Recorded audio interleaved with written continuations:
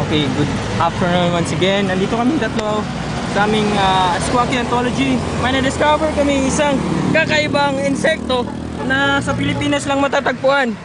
Ito ay tinatawag na parang Mars Rider ang dating. May ano siya, may dalawang mata na may parang antena. Hindi man, kasi bagong bago pa to.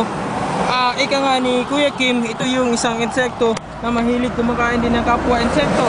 At pag nagme-mate sila, para ring aso na dog style, kumbaga sa puwet, tinitingnan, tingnan nyo mga kaibigan. Well, ang puwet, yan po ang puwet. Okay, kita nyo na?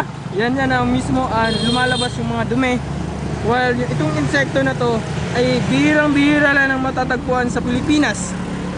Okay? Let's continue. Okay, kakaiba talaga ang aming na-discover kapag kami ay naglalakad every